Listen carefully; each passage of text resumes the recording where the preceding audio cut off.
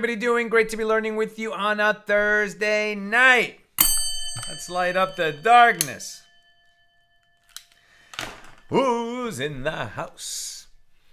Paula in Chicago, Karen in Berkeley, Bill in mid-Missouri, Sharon in New Jersey. Paula's in the house and flying the Israeli flag. Melissa in Great Neck, Bella in Florida, Shandora in the Bronx, Jonathan in Thousand Oaks, Chaim in Florida, Elisa, Shalom, Marjorie in North Carolina while traveling, Aoife in Florida. Welcome everybody. New Mishna today, number 3 here in chapter 5 of Tractate Bava, Kamma, 21st volume of the Talmud. We're picking this up on at the bottom of page 48b in our daf tonight. Our page is 49. Mishna number 3 of chapter 5.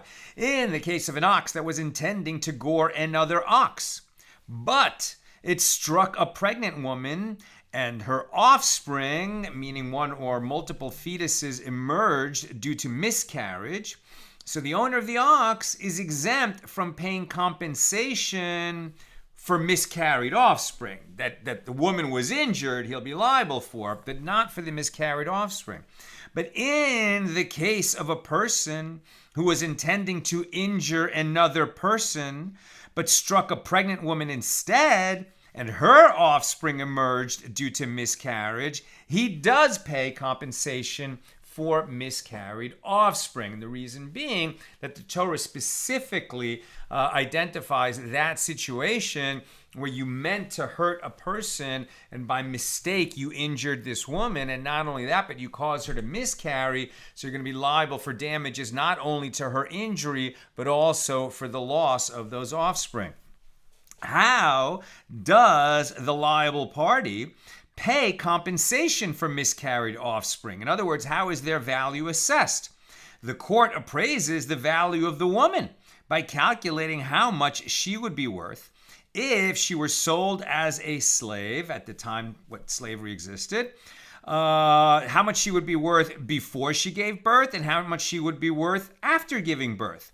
And he then pays the difference in value to the woman's husband. Rabban Shimon ben Gamliel said, and now we're on page 49a, if so, the consequences would be absurd, as when a woman gives birth, her value increases. Are you going to say that this guy who caused her to miscarry actually increased her value and therefore what? She owes him money? That's ridiculous, says Rabban Shimon ben Gamliel. Rather, the court appraises how much the offspring are worth, and the one liable for the damage gives that amount to the husband. And if she does not have a husband, for example, if her husband died, then he gives the money to the husband's heirs. And if the pregnant woman was a Canaanite maidservant, meaning a Canaanite female slave, and then she was emancipated, or she was a convert, and she was married to an emancipated Canaanite slave or to a convert who died without any heirs. So the one who caused the damage is exempt from paying compensation for miscarried offspring. And this is because this payment is made specifically to the husband and not to the woman. That's Mishnah number 3 here in chapter 5. Now the Gemara. The first clause of our Mishnah indicates that the reason the owner is exempt from paying compensation for the offspring, the miscarried offspring, when an ox unintentionally gores a pregnant woman because it was trying to gore someone else and it missed and hit this pregnant woman. So in that situation, the reason that the owner is exempt from paying compensation for her offspring, miscarried offspring, is specifically that the ox was intending to gore another ox. By inference, if it was intending to gore the woman, then the owner pays compensation for miscarried offspring. Shall we say that this should be a conclusive refutation of the opinion of Rav Ada bar Ahava? As Rav Ada bar Ahava says, with regard to oxen that intended to gore a woman and then did so, the owners are exempt from paying compensation for miscarried offspring. And the Gemara answers that Rav Ada bar Ahava could have said to you, whoa. The same is true, that even if the ox intended to gore the woman,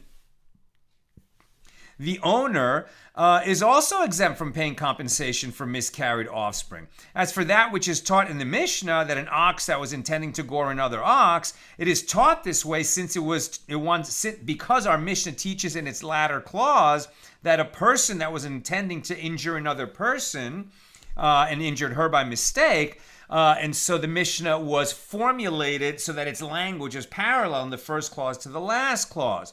And that's why it mentioned that the ox was intending to gore another ox and gored her. But there's a distinction between an ox and a person. That's the point that Rav Ada bar Ahava is making.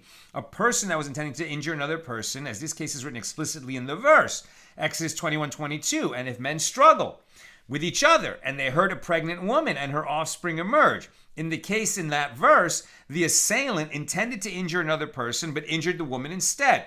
Therefore, the Mishnah also teaches the first clause in that style, that an ox that was intending to gore another ox. But what Rav Ada bar Ahava is saying is that its intention is irrelevant. What matters is that when the Torah says that a man becomes liable to pay for not only the damage, the injury to the woman, but also the value of the miscarried offspring, it's because a person used his own force.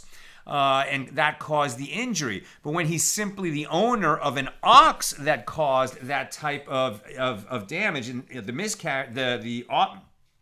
miscarried offspring, then the Torah would not assess liability for that. And the ox's intention doesn't matter. But it was mentioned simply because in the latter clause of our Mishnah, the intention was mentioned when a man tries to hit another man and hits a woman by mistake. And so just to create a better, grammatical parallel, the same kind of words were included in the first clause about the ox's intention. But it wasn't to teach you that exemption of liability happens because the ox meant to gore another ox and gored the woman instead. Rather, says Rav Ada bar Ahava, the owner is exempt simply because it was his ox that caused her to miscarry and not himself. So Rav Papa says, in the case of an ox that gored a Canaanite maidservant and her offspring emerged due to miscarriage, the owner pays compensation for miscarried offspring. What is the reason? The ox injured a mere pregnant donkey. Now there's a note here in the Koran. Are we saying that a Canaanite maidservant is viewed under Jewish law as a donkey? Is the law so awful, with its regard to Canaanite maidservants? No, not at all. And we know that because if a Jew, for example, murders a Canaanite maidservant, then he is guilty of murder and he will receive the death penalty. And if he killed somebody's donkey, he would not receive the death penalty. So obviously she's not viewed as a donkey. What she is viewed as is the property of her master. Baruch Hashem, thank God, slavery is not practiced anymore. It's been gone for thousands of years. But when slavery was practiced, it was an economic system, right? And so if the slave was injured, because the master has responsibility for feeding the slave, housing the slave, clothing the slave, etc., if the slave is injured, the master receives the compensation. With regard to a matter of compensation for offspring, who would be the property of the master were they to be born, right? If a Canaanite maidservant gives birth, the baby is also going to be the property of the master. And as the verse states that, and where do we get this phrase that she's viewed like a donkey? As the verse states that Abraham addressed Eliezer, who was a Canaanite, by saying, "You remain here with the donkey." That's Genesis 22, verse 5, the Akedah, right? So the whole story of Abraham taking Isaac up on a mountain to sacrifice him, and it ends up, of course, only binding him, but was ready to make the sacrifice. God stopped Abraham, said, "This was just a test. You passed the test." And many blessings flowed out of that. But in that story, when they walked for 3 days to the place that God showed Abraham for this, and by the way, according to the Midrash, Isaac was 37 years old, so he understood what was happening and participated in it. At any rate, Abraham and Isaac walked up the mountain, but they walked from home to the mountain with 2 other people. the Midrash teaches, it just says young men in the Torah, but the tradition holds that the two companions were Abraham's servant Eliezer and his older son Ishmael. And that may be why that story was colonized, as it were, by the Quran, right? And so in that tradition, they teach that it was Ishmael who was bound by Isaac and nearly sacrificed. But, what can I tell you? The story of Abraham and Isaac preceded that story by almost 2,000 years. So there you go. Where are we? So as Abraham said to Eliezer, you remain here with the donkey, on which the sages expound that he was alluding to the idea that Eliezer, being a Canaanite, is of a people that is similar to a donkey. Therefore, the case of an ox goring a Canaanite's maidservant is not included in the Torah's exemption from paying compensation for miscarried offspring. By the way, this idea of comparing, the Eliezer and the Canaanites to donkeys, what can I say? The Torah also compares us. Not so much to a donkey, but to a trait of the donkey, right? When it says that we are a stiff-necked people, a stubborn people, right? That same quality that a donkey has. Nina and I have commented before, here at Accidental Talmudist, that why did God choose such a stiff-necked people as the Jews to receive the Torah? And it's been such a struggle to get Jews as a people, the whole people, to fulfill our obligations in the Torah. Perhaps the answer is that when we look into ourselves and elevate ourselves and submit our will to the will of God, and do it because we're told by God to do it, well, if such a stiff-necked people as us could do it, that just shows that anybody could do it, right?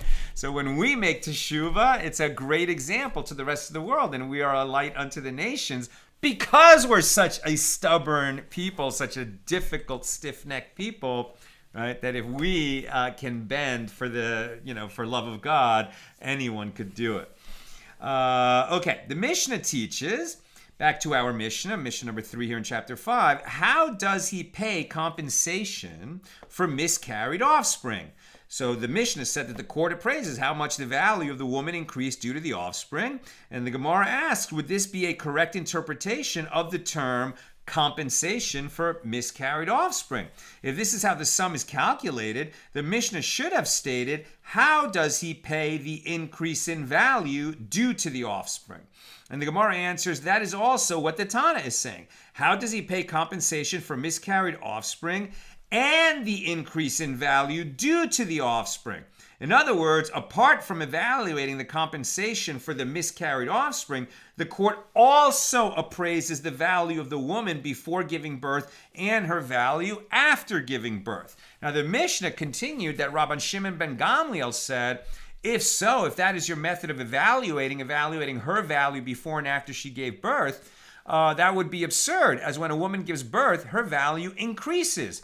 And the Gemara asks, what is Rabban Shimon ben Gamliel saying? How does her value increase after giving birth? And the Gemara and Rabbah said, this is what Rabban Shimon ben Gamliel is saying.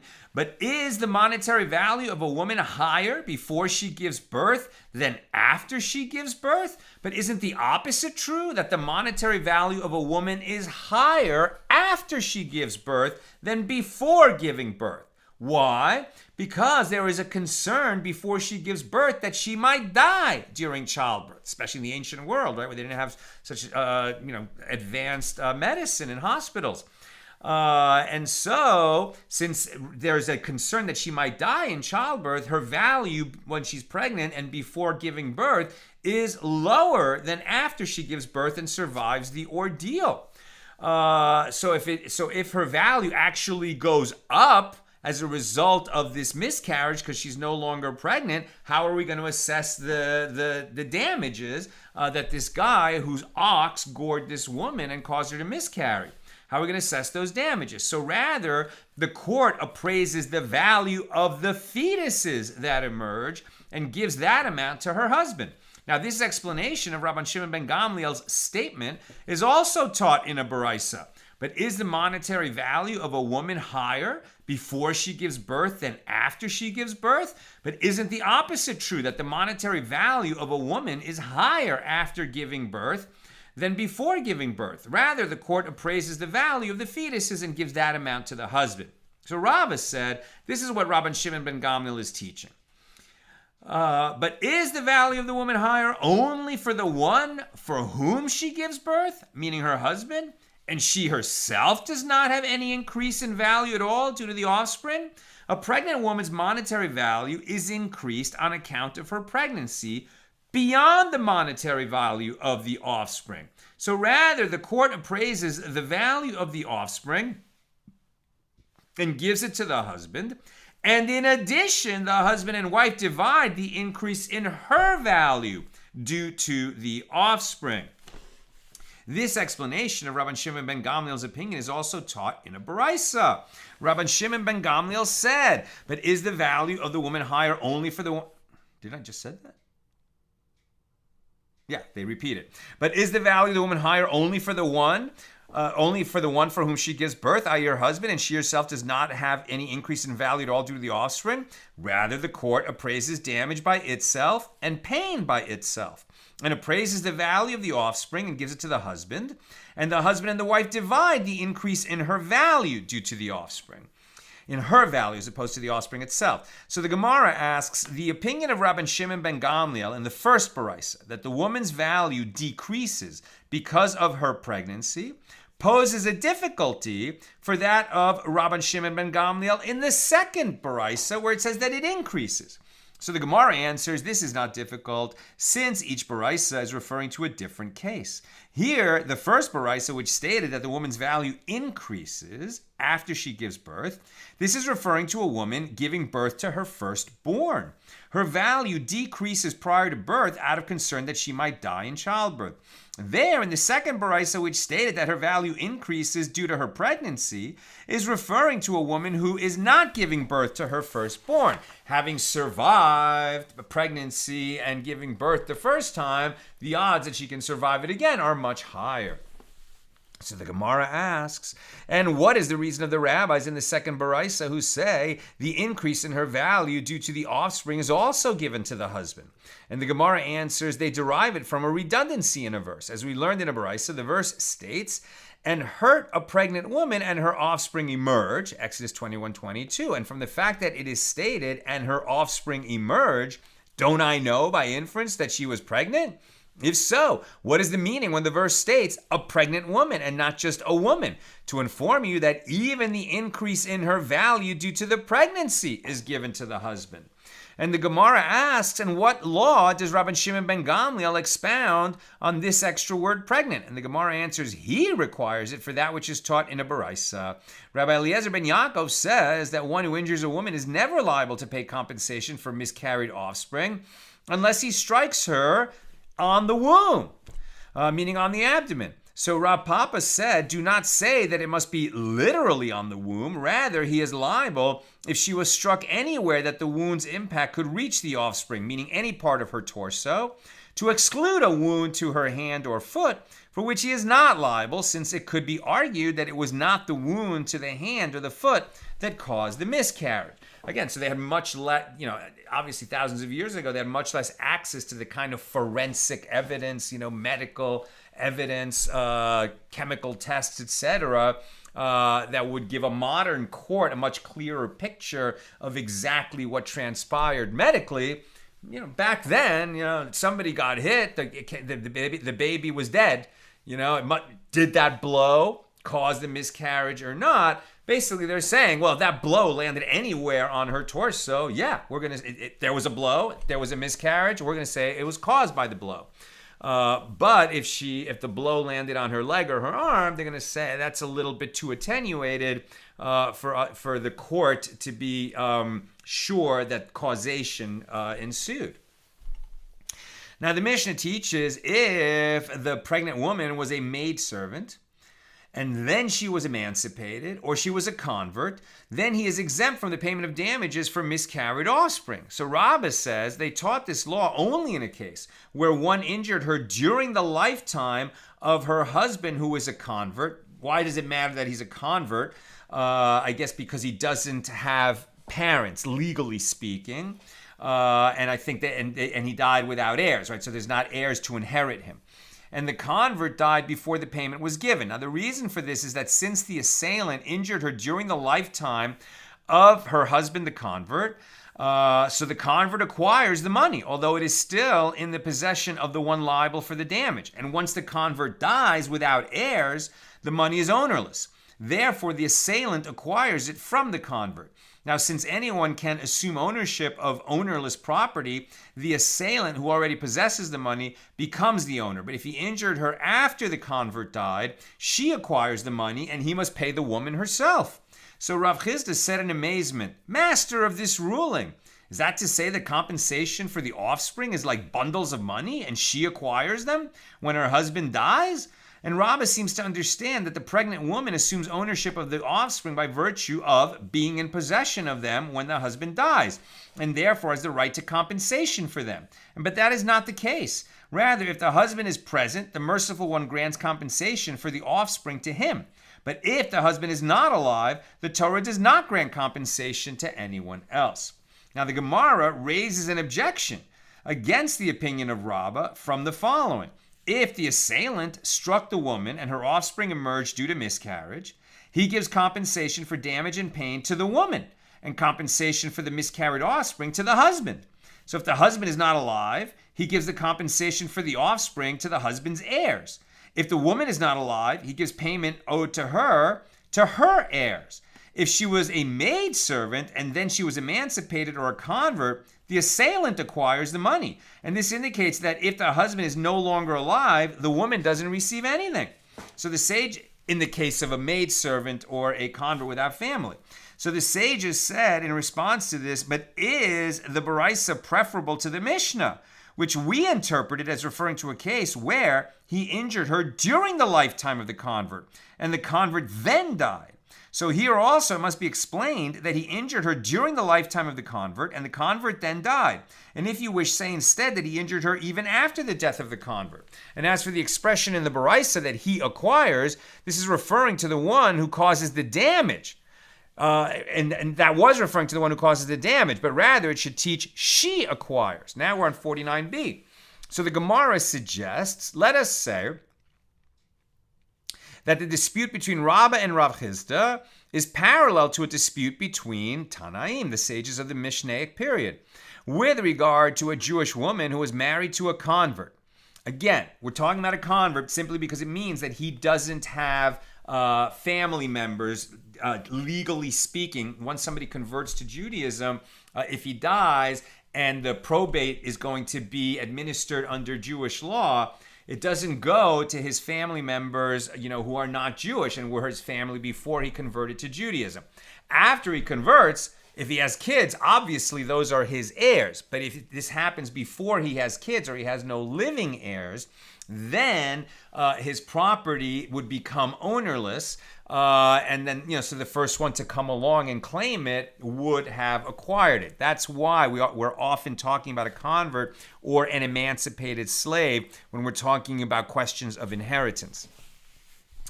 Where am I? Right, so with regard to a Jewish woman who was married to a convert and she became pregnant from him, and someone injured her, causing her to miscarry, if this was during the lifetime of the convert, the assailant gives compensation for miscarried offspring to the convert, meaning her husband.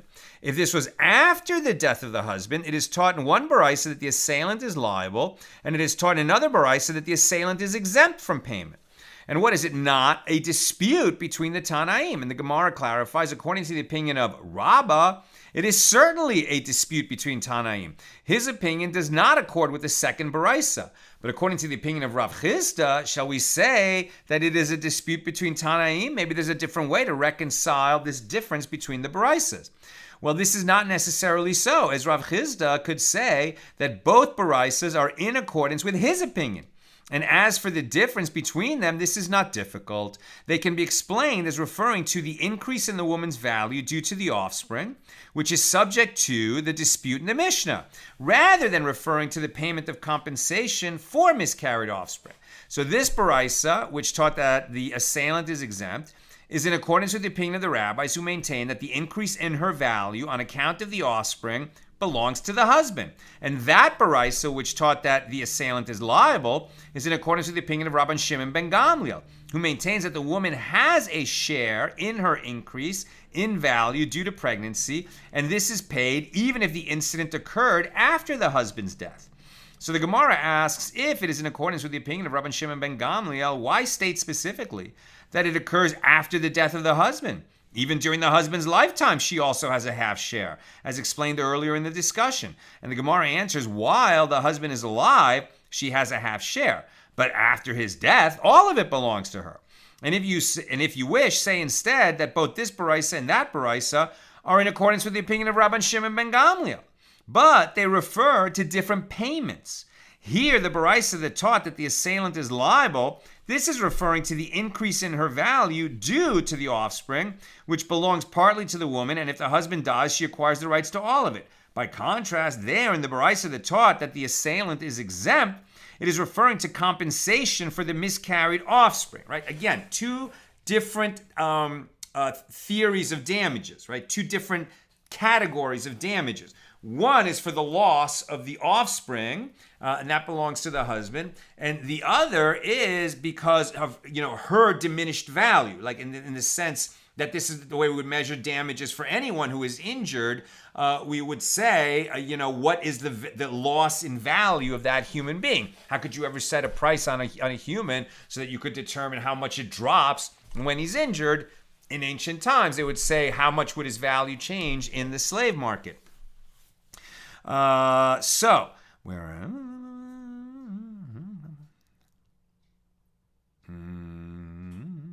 and is paid even if the incident occurred after the husband's death.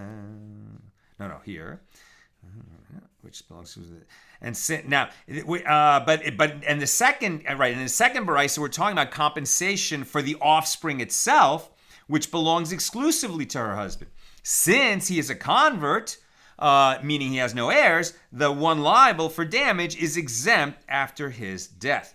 So the sages said in questioning this answer, why is there a difference between the two cases? From the law that after the husband's death, the woman acquires his share of the increase in her value due to the offspring, let it be derived that according to the opinion of Rabban Shimon ben Gamliel, she also acquires the rights to the compensation for miscarried offspring if she was wounded after his death. Moreover, from the opinion of Rabban Shimon ben Gamliel, let us derive that this is also the opinion of the rabbis, since there is no dispute between them with regard to the payment of compensation for miscarried offspring. And in response, the sages said, no.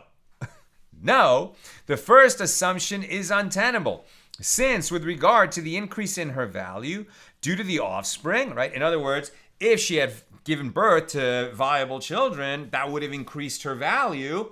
Now that she miscarried, she doesn't receive that increase, right? That's how we're talking about that difference. So her value due to the offspring, in which she has a share from the outset, she acquires all of it after her husband's death. By contrast, with regard to the compensation for the miscarried offspring themselves, they were never born, so no one got those kids. The husband did not get those kids, in which she does not have a share from the outset. She does not acquire the rights to it at all, since she has no greater claim to this than any other individual does. Meaning that if her husband had not been a convert, he would have had heirs, right? Even if he didn't have children, he would have had other family members and it would go to them. If he has no heirs whatsoever, then the fact that she's his wife, apparently, or his widow, doesn't entitle her to that particular payment. She still inherits from the estate other kinds of value for sure, right? The payment of the ketubah, other kinds of property, etc. But this particular payment does not accrue to her. It accrues to his heirs. Rav Yeva, the elder, raises a dilemma to Rav Nachman with regard to one who takes possession of the documents of a convert. Right? So now that we're talking about a convert who dies and leaves no heirs. So then his property becomes ownerless, and somebody could just step in and acquire it, the same way that you acquire ownerless property by finding it and taking possession of it. So now that we've brought up this subject, they're going to make an interesting digression.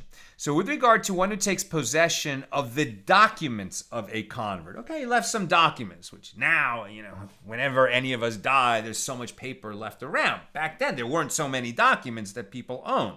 Why would anybody own any documents in ancient times? Because they represented something valuable.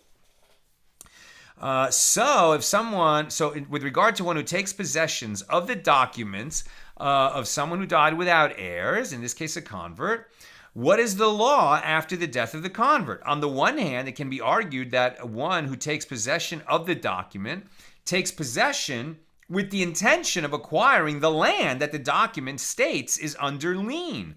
And since he did not take possession of the land itself, he also does not acquire the document. And this is because he had no intention to acquire the document, but just the property specified in the document. Therefore, since the convert has died, perhaps the lien is canceled and can no longer be collected. Or perhaps this person who picks up for the purpose of acquiring the documents of a convert who died without heirs, perhaps when he picks up that document, his intention is to acquire the document itself and not just the underlying liability. This convert once lent money to a borrower, and it was secured by the borrower's real property, and the loan hasn't been paid back. And then this convert dies, right? So one comes along and says, ooh, look, this is a promissory note. This guy was owed money. I've just picked up the document. Now whoever owes him the money owes it to me. Right? Was that his intent? What's interesting is, well, maybe what he thought is that this document represents ownership of land, not just or rights to the repayment of a loan. Or perhaps this person who finds the document can't even read, and he was just thinking, literally, that, these documents, I can turn this into a cap for my canteen.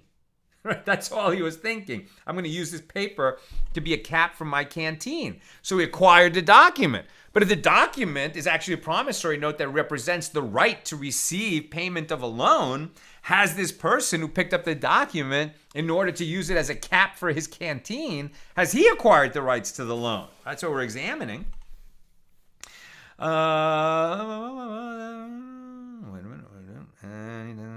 This is because he had no intention to acquire the document. Therefore, since the convert has died, perhaps the lien is canceled and can no longer be collected. Or perhaps the one who found the documents, his intention was also to acquire the document itself, and the paper on which it is written belongs to him. So Rav Nachman said to him, "Answer this, my master. Does he need to acquire the document to use as paper to cover the opening of his flask?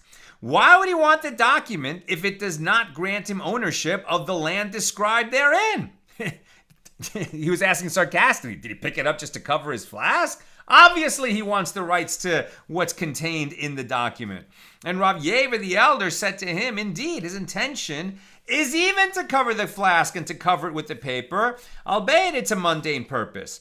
So Rabbah says, in a case where the collateral of a Jew was in the possession of a convert who lent him money, and the convert died, and another Jew came and took possession of it, then, since the convert has no heirs, the court appropriates it from his possession and returns it to its owner. And what is the reason? Since the convert died, his lien on the property is abrogated. Therefore, the deposit automatically returns to its owner, and no one else has the right to take it. Right? The convert who died and left no heirs was holding collateral against payment of a loan that somebody borrowed from him, and then the convert died, right? So that collateral, is that just property in the possession of the convert who died with no heirs, therefore was rendered ownerless, and somebody can come along and claim it? No, because it's not ownerless. It was collateral. It's still owned by the person who borrowed the money, and it goes back to him. By contrast, if the collateral of a convert is in the possession of a Jew who lent him money, and the convert died, and another Jew came and took possession of it, this one, i.e. the one owed the money, acquires a share of the collateral corresponding to the money owed to him by the convert. And that one, i.e. the one who took possession of it, acquires the rest. And the Gemara asks, but why doesn't the creditor acquire the entire collateral? If it is in his possession, let his courtyard effect acquisition for him. As doesn't Rabbi Yosef Bar Chanina say, a person's courtyard effects acquisition for him even without his knowledge. I'm very close to done. Questions or comments, please get them in now. And the sages said in response, here we are dealing with a case where the creditor is not standing next to the courtyard, anywhere that he is present next to the collateral, so that if he wants to acquire it, he could pick it up and acquire it himself. His courtyard also affects acquisition for him. But anywhere that he is not present next to the collateral, so that if he wants to acquire it, he could not acquire it, his courtyard also does not affect acquisition for him. So the Gemara concludes, and the law is that where the creditor is not present in his courtyard, he does not acquire the rest of the collateral. And that digression ends, and with that ending of the digression, we end the discussion of Mishnah number 3 here in chapter 5. We'll pick it up tomorrow with Mishnah number 4. Let's take a few questions. Jonathan, I find it hard to read this. If the ox breaks pottery, there is payment. But if it gores a woman and causes miscarriage, then no payment. Also paying the husband or heirs and not the mother. I think, what are we comparing, right? Because in terms of if the ox injures the woman, then there certainly is liability, right? Because it's your ox and it gored a person, right? So there's definitely going to be payment, and much more than when somebody, breaks pottery.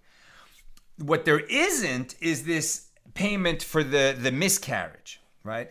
And the reason that we don't do that is because in terms of paying for a miscarriage, right, the value of the lost fetus, the Torah limits where such a payment applies. And it was very specific about that, right? Where a person tries to strike another person and hits a person, or if he, or if he hits that person on purpose directly. But it's a person using their own force and not their property causing the miscarriage, right? So in other words, it's attenuated on the one side. It's not my force, it's my property, my ox that caused the damage. And it's attenuated on the other side. It's not the actual, person that was hurt, but rather a miscarriage that was caused. Just with respect to this one payment, the payment for the fetus. Is there payment for her injury? Absolutely.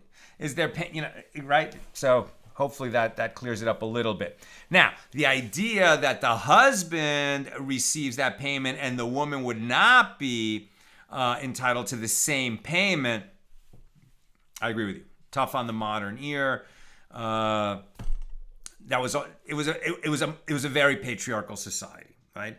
And the reason that payments of this sort would go to the husband and not to her is because under the rationale here, I would assume the sages would say, because he is also obligated to pay for all her needs in every day in every way, and that's why it's money that comes in because of her goes to him, because he's always obligated to pay for her well-being, sustenance, shelter, etc.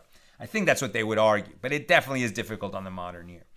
Bill, also worth noting that donkeys are generally a well-respected animal in the Torah. They're a regularly occurring symbol, and tradition says that Abraham only ever rode donkeys out of his humility, and critically, donkeys are the only non-kosher animal which must have the firstborn donkey, meaning donkeys like sons must be redeemed with a lamb. That's exactly right. Good, Bill, from Parshas Bo.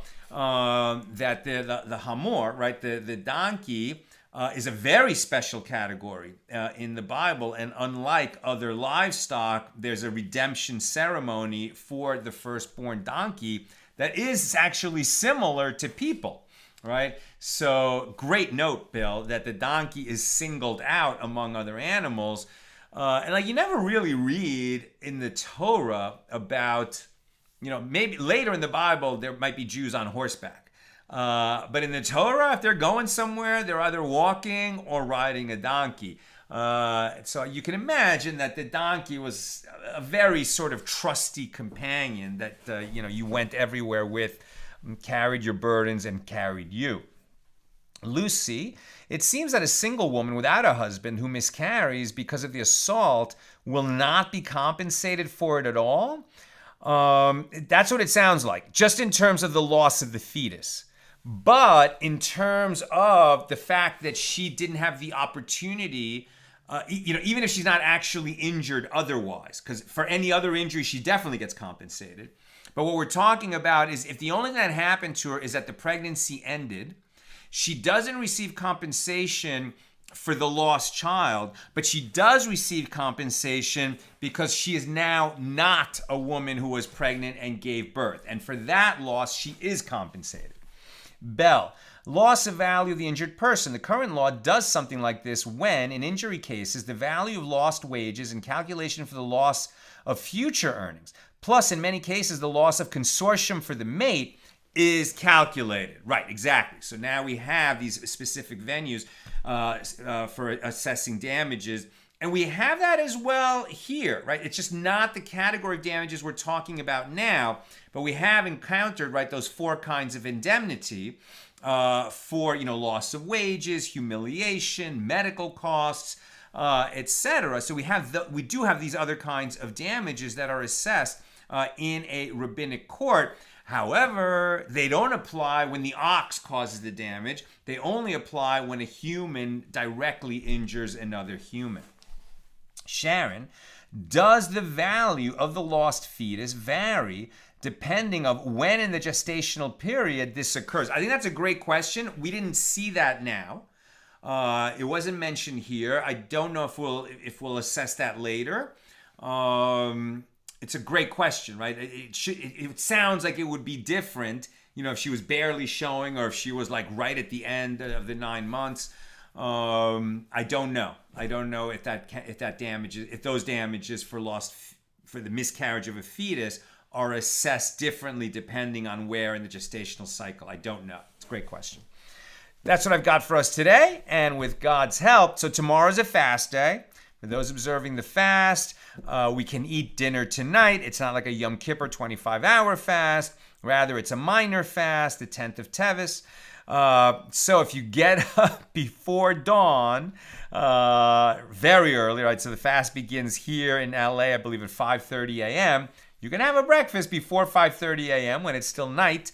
Then we'll fast. And it's very unusual for a fast day to occur on a Friday. The calendar is built so that fast days never occur on Fridays except for the 10th of Tevis, which sometimes occurs on a Friday. And the reason that's difficult is because we're cooking for Shabbos, we're getting ready for Shabbos. It's actually a mitzvah to take a taste of the Shabbos food on Friday afternoon to make sure it's okay. We can't perform that mitzvah. And again, and so when we go to shul on Friday evening for the afternoon and evening service, and then we come back, right? By then we would have already broken the fast because the fast actually ends when the stars come out tomorrow. But we'll finish davening. We'll finish the Friday night services, come home, make Kiddush by Shabbos dinner, and then break the fast. At any rate, we'll be fasting. We'll be a little bit hungry at noon tomorrow, but we'll be sustained by our love of Torah. Have a great night.